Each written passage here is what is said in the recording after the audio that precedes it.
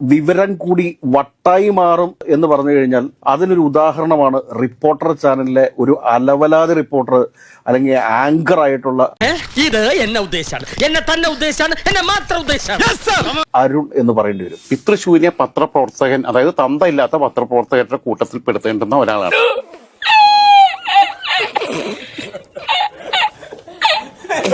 കീഴടങ്ങി കൈ പൊക്കാ പിന്നെ വെടിവെക്കരുത്.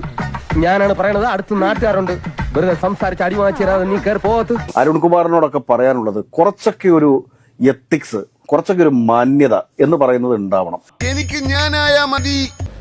ഉണ്ണുണ്ണിച്ചാൻ അറിയോ, പേ പിടിച്ചൊരു പട്ടിയെ പോലെ ഞാൻ ഓടി നടക്കുന്നത്. ഉണ്ണുണ്ണിച്ചാന് പറ്റുമെങ്കിൽ എന്നെ ഈ പ്രശ്നത്തിൽ നിന്ന് എങ്ങനെയെങ്കിലും നൂരിത്താ. ഇൻസൾട്ടാണ് മുരളി ഈ ലോകത്തിലെ ഏറ്റവും വലിയ ഇൻവെസ്റ്റ്മെന്റ്.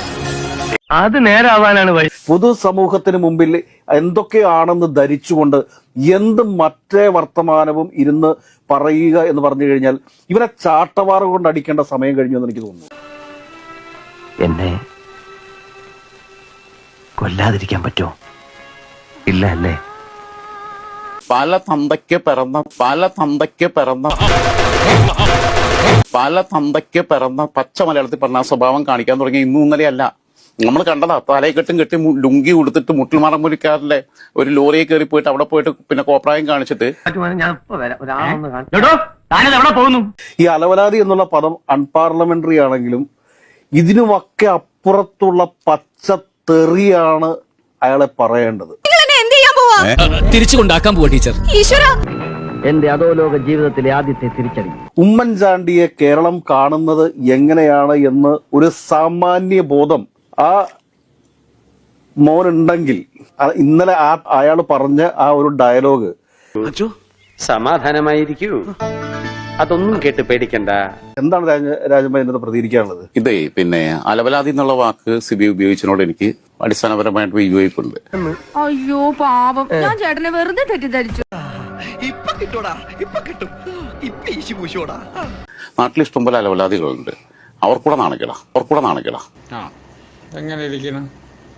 തീർച്ചയായിട്ടും നിലവിലുള്ള അലവലാദികൾക്ക് നാണക്കേടാ. അവര് ഞാൻ വലിയ അലവലാതിയാണെന്ന് കണ്ടിരിക്കുക. അപ്പൊ ഇവന്റെ അലവലാതി ഒന്നുമല്ല, അതിനേക്കാൾ അപ്പുറത്തൊരു വാക്ക് പ്രയോഗിക്കാനില്ലാത്തതുകൊണ്ട്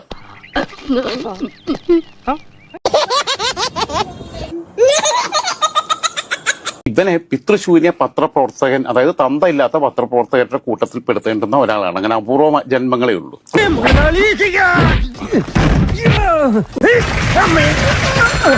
വേണ്ട, മേലിൽ നിന്റെ മുതലാളികളെ മുന്നിൽ കണ്ടുപോയിരുന്നു. ഉമ്മൻചാണ്ടി മരിച്ചിട്ടില്ല എന്നൊക്കെ പറഞ്ഞു മിമിക്രി കാണിച്ചത് ഇവരുടെ ചാനലിന്റെ സുജയപാർവതിയാണ്. രണ്ടുപേരും ആങ്ങളെയും പെങ്ങളും പോലെ രണ്ടുപേരും. ഇവർ രണ്ടുപേരെ കുറിച്ച് എനിക്ക് പറയാനുള്ളൂ. ഉണ്ണി ബാലകൃഷ്ണൻ നിങ്ങളെ ചേല കിട്ടിട്ട് സഹിക്കാൻ വയ്യാണ്ട ഏഷ്യാനെറ്റിലോട്ട് തിരിച്ചു പോയത്. അങ്ങനെ ഈ വിവരം കെട്ടവരുടെ കൂടെ ഇരിക്കാൻ പറ്റില്ല. നാട്ടുകാരെ കൊണ്ട് പറയിപ്പിക്കാതൊന്ന് വേഗം ചെല്ലു മനുഷ്യ.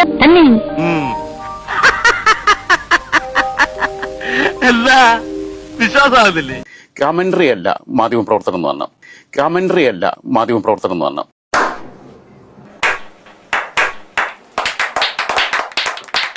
ഇവിടെ കിടന്ന് ഒരു ദിവസം ഒരു കാര്യം ചെയ്യുക, പിറ്റേ ദിവസം ഈ ഒറ്റ തന്ത വേണം, ഒറ്റ വാപ്പാക്ക് പിറക്കണം ഞങ്ങൾ മലപ്പുറത്തൊക്കെ പറയാറുണ്ട്. അതില്ലാത്തതിന്റെ ചില കുഴപ്പങ്ങൾ.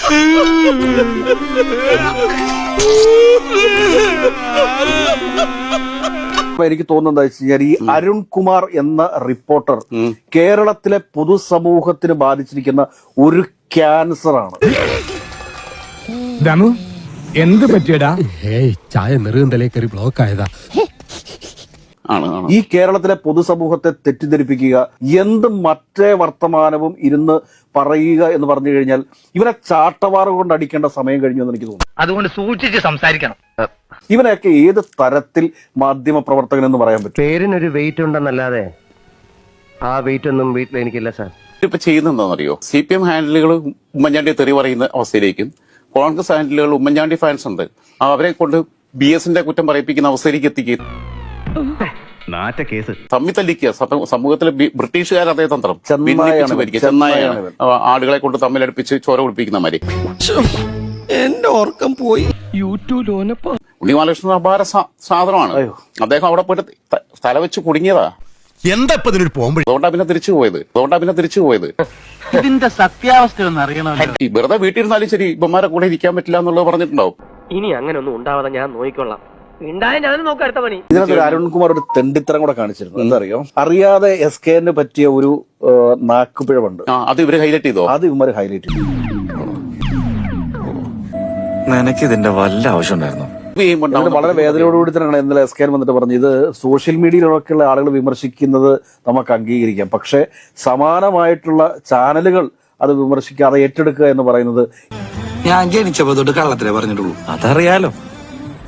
ഏറെ വിഷമകരമാണ് എന്ന് അദ്ദേഹം പറയുമ്പോൾ സത്യം പറഞ്ഞാൽ അദ്ദേഹത്തിന് നെഞ്ചു പൊട്ടിയിട്ടാ പറഞ്ഞത്. കാരണം എന്താ വെച്ചാൽ ആ മനുഷ്യന്റെ ക്രെഡിബിലിറ്റി നശിപ്പിക്കുന്ന രീതിയിലേക്ക് ഇവൻ ക്യാമ്പയിനിൽ തുടക്കിടുക എന്ന് പറഞ്ഞു കഴിഞ്ഞാൽ ഇവൻ ഓരോരുത്തരെ ചവിട്ടിയ ആളാവണം എന്നുള്ള. നിങ്ങളെ രണ്ടുപേരെ സഹായമില്ലാതെ ഞാൻ രക്ഷപ്പെട്ട് കാണിച്ചു തരാം. തടയാൻ പറ്റുമെങ്കിൽ തട.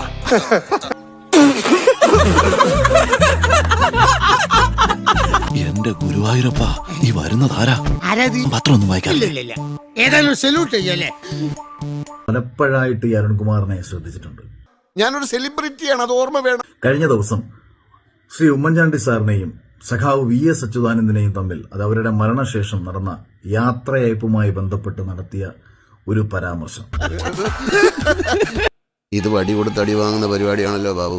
ഇയാൾക്ക് ഈ ബോധം തീരെ ഇല്ല എന്നതിന് നിരവധി ഉദാഹരണങ്ങളുണ്ട്. ഇതിനു മുൻപ് ഇയാൾക്കെതിരെ ഒരു പോക്സോ കേസ് വന്നിരുന്നതും ഇയാളുടെ വിവരക്കേടിന്റെ ഫലമായിരുന്നു. ഇയാളുടെ വാർത്താ അവതരണം വൈകാരികതയെ വിറ്റ് കാശാക്കുന്ന ഒരു വൃത്തികെട്ട മനുഷ്യൻ. എനിക്ക് ഫീൽ ചെയ്തിട്ടൊന്നുമില്ല, അതോർത്ത് വിഷമിക്കണ്ട. കൊറോണ സമയത്ത് 24 ചാനലിലായിരുന്നു കൊറോണ സമയത്ത് ഇയാൾ. ആ സമയത്ത് ഇയാൾ റിപ്പോർട്ടിങ് നിങ്ങൾ കേൾക്കണം. കൊറോണ വന്ന് ഒരു പ്രശ്നവുമില്ലാതെ വീട്ടിൽ കഴിയുന്ന ഏതൊരു മനുഷ്യനും ആ സമയത്ത് ഈ അരുൺകുമാറിന്റെ റിപ്പോർട്ട് കേട്ടാൽ ആ നിമിഷം അറ്റാക്ക് വന്ന് ചാവും. എടുത്തോ പിടിച്ചോ എന്ന് പറഞ്ഞിട്ട് ഒന്നും ചെയ്യരുത്. എല്ലാ വൈരാഗ്യങ്ങളും ചതികളും വഞ്ചനകളും ഉള്ളിൽ അങ്ങനെ ഒതുക്കി ഒതുക്കി വെക്കണം. എന്നിട്ട് സമയം നോക്കി അതിൽ ഓരോന്നായി പ്രയോഗിക്കണം. ഏതൊരു വിഷയത്തെയും വൈകാരികമാക്കി അങ്ങേ തലയ്ക്കൽ കൊണ്ടുപോയി ആ മനുഷ്യന്റെ സമാധാനവും സ്വസ്ഥതയും നശിപ്പിക്കുന്ന ഒരു വൃത്തികെട്ട മാധ്യമയോളി. ഏതായാലും നിന്നിട്ട് കാര്യമില്ല, മുമ്പോട്ട് വെച്ചാൽ മുമ്പോട്ട് തന്നെ വരൂ. ഈ മാധ്യമയോളി ഇപ്പോൾ നടത്തിയേക്കുന്ന ഈ പരാമർശം എന്ന് പറയുന്നത് ഉമ്മൻചാണ്ടി സാറിനെയും സഖാവ് VS അച്യുതാനന്ദന്റെയും മരണശേഷമുള്ള താരതമ്യപ്പെടുത്തലാണ്. സത്യമായിട്ടൊരു അബദ്ധം പറ്റിയത് കേസാക്കരുത്.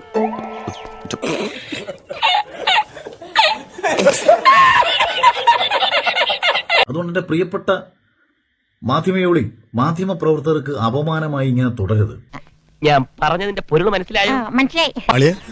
അളിന് കുഴപ്പമൊന്നുമില്ലല്ലോ. ഇതൊക്കെ എന്താണ് ഇവനല്ലേ ഇതൊന്നും കൊണ്ടത്? ഒന്നല്ല, നിരവധി തവണ ഈ കേരള നാടിനെയും നാട്ടുകാരെയും വിഡ്ഢിയാക്കിയ ഒരു മാധ്യമ പ്രവർത്തനമാണ് താങ്കൾ. മാധ്യമ പ്രവർത്തകരെ അപമാനമായി താങ്കൾ ഇങ്ങനെ തുടരരുത്.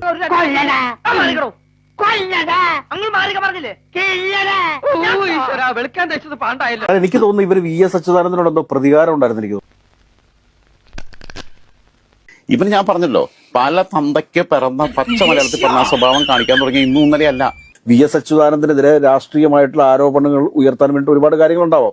അപ്പൊ അത് ഇപ്പുറത്ത് നിന്ന് കോൺഗ്രസ്സുകാരെ കൊണ്ട് പറയിപ്പിക്കുക എന്ന ലക്ഷ്യത്തോടു കൂടി തന്നെയാണ് ഈ കോപ്പൻ ഈ വർത്തമാനം പറഞ്ഞേക്കുന്നത്.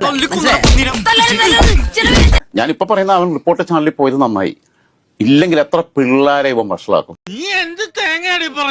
എനിക്കൊന്നും മനസ്സിലാവുന്നില്ല. ഇവൻ പോയിട്ട് ക്ലാസ് എടുക്കുമ്പോൾ ഇമ്മാറ്റി തോന്നിയ ദിവസം പറയത്തില്ല.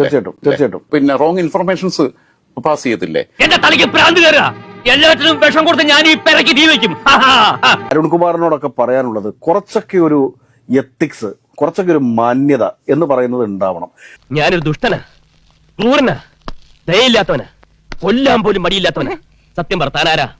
ഒരു വിലാപയാത്ര നടക്കുന്ന സമയത്ത് മറ്റൊരു മുഖ്യമന്ത്രിയെ അപമാനിച്ചുകൊണ്ട് വിലാപയാത്ര നടക്കുന്ന ആളെ അപമാനിക്കാൻ, അത് എതിർപക്ഷത്ത് നിന്ന് അപമാനിക്കാൻ വേണ്ടിയിട്ട് താങ്കൾ നടത്തിയിരിക്കുന്ന ഈ ഒരു കുൽസിത ശ്രമം, അതെന്തോന്ന് സാധനം അത് മാധ്യമ ലോകത്തിന് അപമാനമാണ്.